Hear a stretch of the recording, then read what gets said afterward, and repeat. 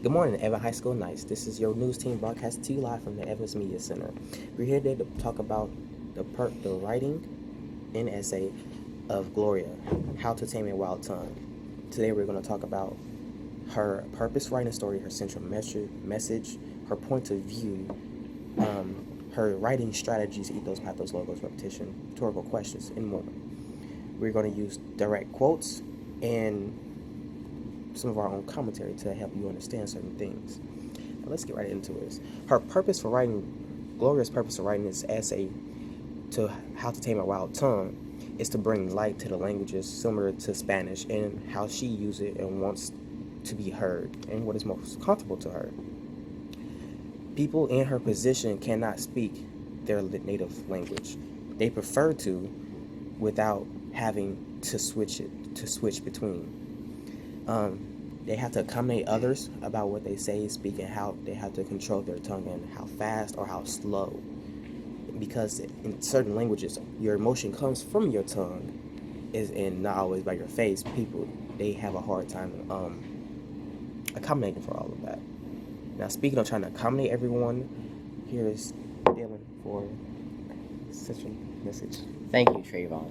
So as you can see here, the central message that the author was trying to convey to her audience about language, identity, experiences, and self-esteem issues that the Chicanos had to face and endure starts with how people treat them. According to her, the people around her attacked one's form of expression.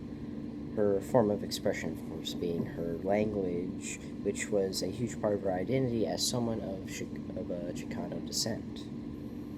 An example of her self-esteem being attacked was when she went to a Pan-American university where she and other Chicano students had to take 2 speech classes in order to get rid of their accents, which was her understanding of the situation.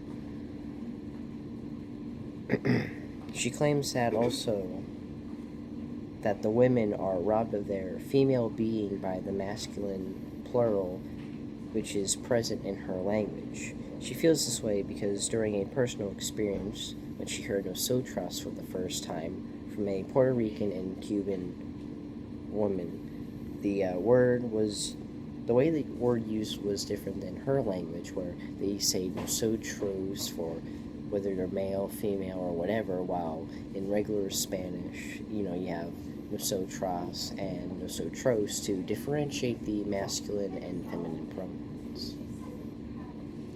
All right, now some of the literary devices that she used are ethos and pathos, which I shall explain. Gloria uses many triggering words in her essay. She used words like "I want," "quiet," "quiet." She had got hit 3 times, explaining to us that she was punished for speaking her native tongue. Speak English, and she felt malevolent. Excuse me. She felt ridicule about trying to speak her tongue and being punished for it.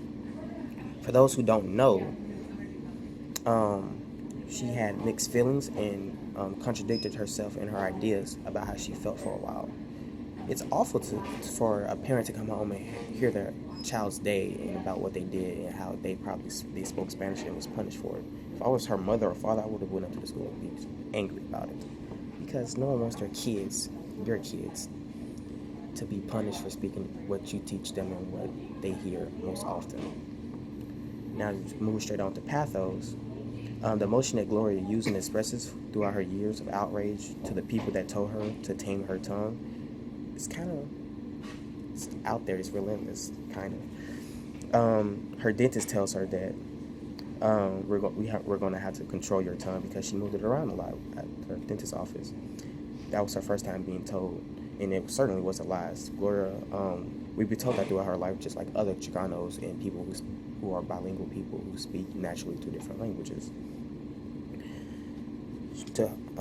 For them to be told to hold their tongue it's a triggering word.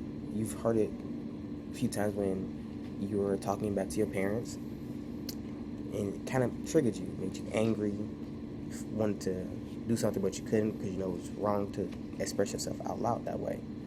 This is what she and others have to deal with for most of her life, and it's going to continue throughout the years. She even appeals to the reader by explaining the background of different languages by using logos. She goes into huge detail about significant differences in the Spanish language spoken by different people. She uses this as an informant for her reader about her personal beliefs and views. She describes them in detail to help their readers and educate them. She also uses similes like impenetrable as stone in describing stubbornness. She also uses metaphors like "we are your linguistic nightmare" because it describes the stigmatism of the Chicano language. She often uses repetition of certain words like tongue and other words related to language. She uses them to broaden the impact of her words. She utilizes the usage of rhetorical questions to get her point of view across. She uses, for example, "how do you tame a wild tongue? Train it to be quiet," in the beginning to make the readers interested and to guide them to think about the subject. It triggers thought in the reader and it makes them think. One of the most important lines we collectively think is, "I will no longer be made to feel ashamed of existing." So, what she was trying to say, or my belief, or maybe these two's belief, because she was pushed down for trying to speak Spanish or sometimes English to others, she felt ashamed. Like, she felt like a bird in a cage.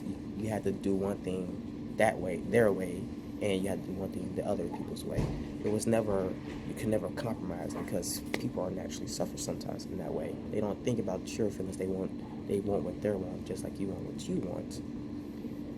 And do you two have anything to say about what I'm saying? She doesn't want to be ashamed for who she is, so she wanted to write this. So I think that this line is super important because of that. The next line is, "Yet the struggle of identifies continues. The struggle of borders is our reality still." So like that line can be relatable for many people part of the LGBT community, things like that. You're just trying to figure out who you are still. People, like, no matter what you do, whether you want to be this, that, do this or that, speak this or that. It's also a struggle just thinking about all of this. You have to identify as one or the other. Dylan, do you have anything to say about this? No, I have nothing. Consider going. All right, thank you all for zooming in on our channel. We'll see you later.